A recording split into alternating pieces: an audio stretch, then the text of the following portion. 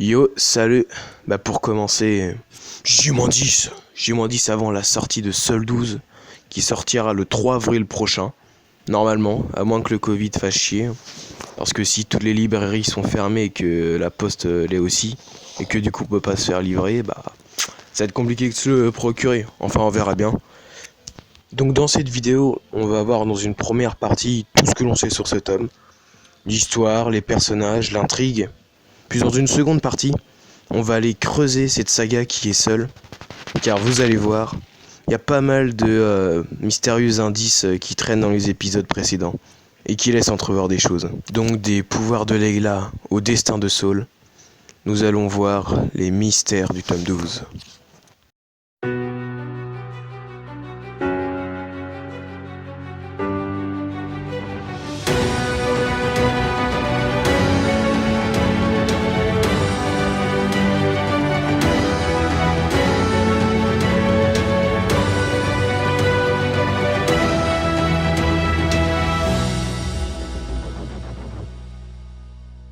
Alors Sol 12, de son petit nom Les Révoltés de Néosalem, n'a pas de bande-annonce, mais un synopsis a été publié.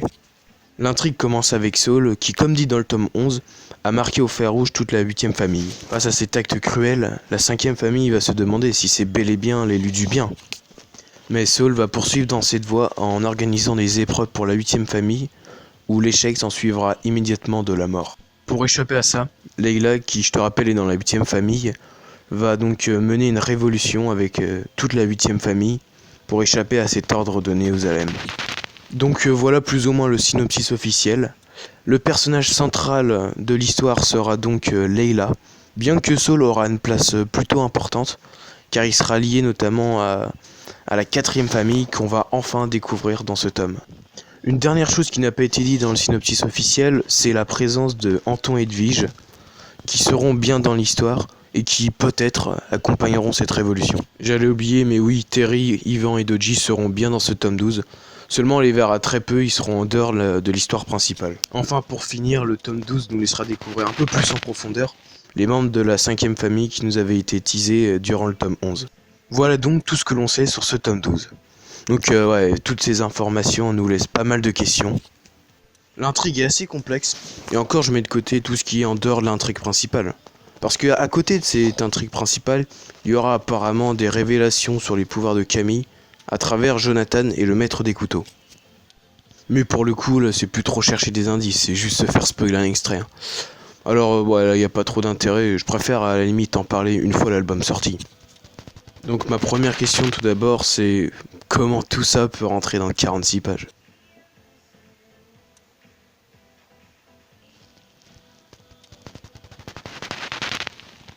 Non mais je sais pas si vous vous rendez compte, mais tout ce qu'il y a à raconter, la 4ème famille, la révolte, les épreuves et j'en passe. Non mais là, la révolution, elle va durer quoi, 25 pages? Ouais, je pense ce tome, ça va vraiment être du condensé là. Ensuite, j'ai une deuxième question, parce que cette révolution, c'est pas une révolution comme les autres. Il s'agit pas de renverser les plus riches, il s'agit de renverser les plus forts. Je me demande bien comment la 8ème famille pourra faire face aux redoutables soldats de la 6ème famille, à l'impressionnante 5ème famille, et surtout à Saul et ses pouvoirs. Ma troisième question, c'est aussi Saul, jusqu'à où il va aller comme ça? Est-ce que la 5ème famille va peut-être s'interposer face à lui? Et c'est là que viennent se glisser mes petites théories, qui sont en fait plutôt probables pour la plupart. Elles viennent de mystérieux indices des tomes précédents. Donc dans cette deuxième partie, on va parler de Lucie et du maître des couteaux, du probable conflit entre Saul et Toussaint, des pouvoirs de Layla, qui sont bien existants, et bien plus encore. Nous allons creuser la saga en quête d'indices. C'est parti. Première théorie, le retour à Néosalem de Terry et du maître des couteaux. Eh oui, parce que nos deux petits cocos là, depuis le tome 10, ils marchent vers Néosalem. Leur objectif en allant à Néosalem, je vous le rappelle, c'est pour Terry de retrouver Layla, et pour le maître des couteaux de récupérer Lucie. Lucie qui est d'ailleurs dans la chambre blanche. Étant donné que leurs objectifs ne plairont pas trop à Saul, il serait logique dans l'histoire qu'ils arrivent au moment de la révolution, soit au tome 12. Cela paraît d'autant plus logique que la révolution est leur seul moyen d'atteindre leur objectif. Cependant, aucun extrait ne prouve leur présence à Néosalem, au tome 12. Peut-être les auteurs ont-ils voulu garder la surprise. Sinon, la deuxième possibilité, ça serait que, après la révolution, Leila et pas mal d'autres, après avoir récupéré Lucie de la Chambre Blanche, partent de Jérusalem, et qu'en chemin ils croisent Terry et le maître des couteaux. Ah, et j'allais oublier, c'est possible aussi que dans la Chambre Blanche ils récupèrent Boris. En tout cas de mon côté, j'espère que c'est les auteurs qui ont gardé la surprise. Donc voilà, c'était ma théorie la plus simple, et on va tout de suite passer dans quelque chose de bien plus complexe, avec ma deuxième théorie, les pouvoirs de Leila. T'as peut-être pas fait gaffe, mais les pouvoirs de Leila ont été déjà mentionnés 3 fois dans la saga. Tout d'abord au tome 8, où la main d'Alderic a réagi auprès de Leila. Puis il y a dans le tome 9, où rappelle-toi quand Leila dans le chalet avait une sensation bizarre. Puis enfin dans le tome 11, d'après l'étude d'Anton. D'après ces indices, Anton a conclu dans le tome 11 que Leila serait apparemment une pièce maîtresse pour la guerre qui s'annonce. Son rôle serait si important qu'Anton a fait le choix de ne pas le dire à la 5e famille. Ainsi, Leila semblerait être un être spécial dans le monde des limbes. On peut alors se demander quelle serait cette capacité si spéciale. Notre seule piste est donc l'indice laissé au tome 9, quand Leila est dans le chalet. En arrivant au chalet, Leila a senti une sensation bizarre, ce qui fut expliqué quelques pages plus tard, par le fait que ce chalet datait de 9 ans après leur mort. Ensuite, Leila parle de cette sensation bizarre comme d'une prémonition. Ses pouvoirs seraient donc d'anticiper les événements, comme là une déviance temporelle. Son pouvoir d'anticipation aurait donc un rôle très important dans cette nouvelle guerre des limbes. Étant donné que le tome 12 est centré sur Leila, on peut s'attendre à plein de nouvelles révélations sur ses pouvoirs. Et peut-être même que les pouvoirs de Leila seront LA solution pour permettre à la 8e famille d'échapper aux premières, dans ce tome 12, et pouvoir entamer cette révolution. Les pouvoirs de Leila ayant été maintenant traités, nous allons pouvoir passer à la 3e théorie, sur Saul et Toussaint et le conflit potentiel. Ma théorie part d'une phrase intrigante dite par Toussaint au tome 10. Après avoir enfermé Leila dans la chambre blanche, Toussaint dit « Veuillez à ce que personne ne puisse jamais accéder à elle, à part moi ». Cette phrase souligne la volonté de Toussaint de totalement contrôler la chambre blanche pour que personne ne puisse s'en échapper. Or, dans le tome 12, Saul va faire sortir Leila de la chambre blanche pour qu'elle puisse participer aux épreuves de la 8e famille. Suite à ces épreuves, on imagine que Leila va finir par réussir à s'échapper et entamer cette révolution. Je pense que vous commencez à avoir l'idée, hein. Donc Toussaint va accuser Saul d'être le responsable de cette révolution, parce que c'est lui qui a donc fait sortir Leila de la chambre blanche. Alors même que Toussaint ne voulait que personne ne puisse les faire sortir. Il est fort probable que l'issue du conflit soit que Toussaint déclare que Saul est inapte et indigne au trône. Cependant, les pouvoirs de Saul légitiment bien sa place sur le trône, et en tant qu'impérator ou élu du bien. Ceci dit, je maintiens que je pense que Saul va finir par quitter le trône, et pour cause, un élément de l'histoire, Camille. Je pense qu'il s'en remet toujours pas que la femme qu'il aimait était l'élu du mal. Il est fort possible que dans quelques tomes, Saul se lance dans une quête à la recherche de cette Camille. Je pense que cette Camille va vraiment le faire péter un câble et le faire tomber dans la folie. C'est d'ailleurs ce qui expliquerait son comportement cruel et irraisonné à faire souffrir cette 8e famille. C'est pour ça qu'il est possible qu'on entende parler de Camille dans le tome 12 à travers Saul. Et je t'attends dans les commentaires pour que tu me dises ce que t'en penses sur le destin de Saul. On passe donc tout de suite à la 4e théorie qui est « Qui sera de cette révolution ?»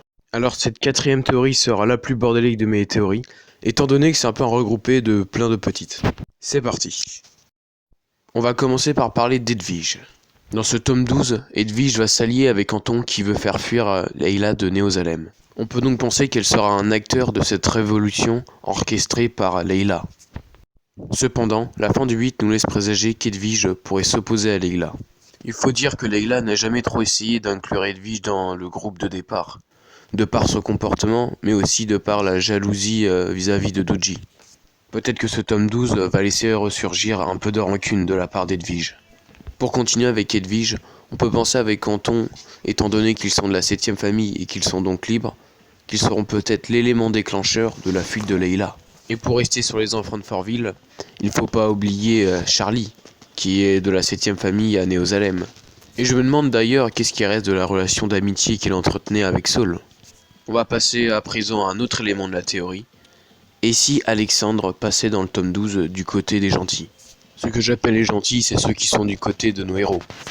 Alexandre, qui était de la 6e famille, est passé dans le tome 8 à la 8e. Vu qu'il est dans la 8e, il est très probable qu'il participe donc à la révolution. En participant à la révolution, il sera donc du côté de Layla. Je pense que ce virement de camp n'est pas un hasard dans l'histoire, et qu'il mènera bien à quelque chose. Mais là pour le coup c'est beaucoup trop éloigné du sujet de base, et j'en parlerai peut-être dans une prochaine vidéo. Ce virement de camp aura aussi lieu d'ailleurs pour Gaspard, qui comme Alexandre a viré de la 6e à la 8e famille. Ça pourrait faire donc beaucoup de monde dans cette révolution, et c'est notamment pour ça que je me demande bien comment ça pourra rentrer en 46 pages. Nous allons maintenant finir par la 5e et dernière théorie, basée sur les conséquences de la révolution. Ce ne sera pas tellement une théorie d'analyse comme les précédentes, mais plus des spéculations et de l'imagination. On va commencer par parler de l'ordre politique de Néo-Zalem. Est-ce que le système des familles va être maintenu ? Je pense malgré tout qu'elles seront quand même maintenues, puisqu'elles ne dépendent pas de ce qu'on a, comme dans notre monde où plus on a de richesses, plus on est dans une classe sociale aisée. Elles dépendent de ce qu'on est. La révolution ne changera rien à ce que est chacun. Les esclaves auront beau se révolter que Saul aura toujours ses pouvoirs. Ainsi, même si une révolution a lieu, Saul restera forcément impérator. De même pour la 5e et la 6e famille, qui de par leur persévérance ont acquis des capacités hors normes. Cependant, on peut imaginer que la 8e famille rompra avec les premières familles, et deviendra donc une famille indépendante, un tierce ordre. Et c'est là où je veux en venir car depuis le tome 8, nos héros sont vraiment perdus, ils ne savent même plus où aller, entre Fortville et les dernières familles, et Néo-Zalem et les premières. Ce tiers-ordre serait donc la solution pour nos héros. La 8e famille ou le tiers-ordre deviendrait donc le camp de nos héros. C'est donc ainsi que se terminent les théories sur les mystères du tome 12. Maintenant je te donne rendez-vous dans les commentaires pour débattre de tout ça. Aussi j'ai oublié dans ma 4e théorie sur les acteurs de la Révolution, c'est la présence très probable de Zaya, qui est dans la 8e famille. Bien que la qualité de l'audio n'est pas énorme, j'espère que le contenu t'a plu et que ces théories t'ont intéressé. Si c'est le cas, n'hésite pas à liker et à t'abonner. Je vous dis à bientôt pour une prochaine vidéo sur cette saga qui est seule. Salut!